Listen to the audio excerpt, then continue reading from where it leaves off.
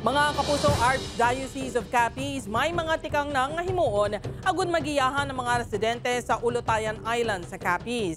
Grupo nga nagpangguba sa mga santos na pahayag nga ginarespeto ang opinyon sang mga Katoliko. Yaring ikaduha nga bahin sang RTV Presents ni Cesar Dales.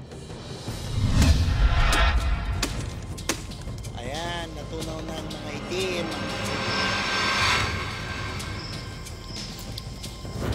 Matapos nagsapol ang grupo kag tiglawas ang Archdiocese of Capiz sa Barangay Ulutayan, nagdihon sa pila ka tikang ang simbahan, lakip na diri ang pagtutok sa mga residente sa isla agud masiguro nga hindi na magliwatay na tabo kag hindi na sila madasig nga magpati sa pareho sini mga grupo.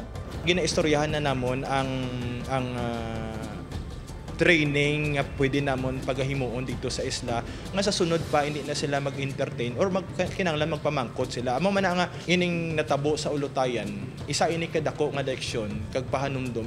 Natalana nga magsumiter sang sini nga mga rekomendasyon sa talatapan ni Archbishop Victor Bendico.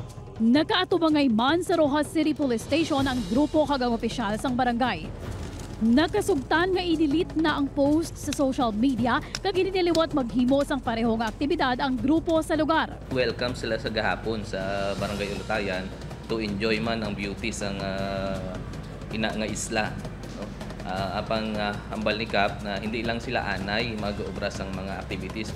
Sa ulihi nagpahayag ang grupo nga ila ginirespeto ang nabatyagan sa mga Katoliko. Nung sinunod po namin yung repulto, ayan po, everyone has its own opinion naman po. I acknowledge naman po yung opinion nila. So, kasi po ang nagawa ko lang po parang it's my page po wherein you can broadcast anything you want.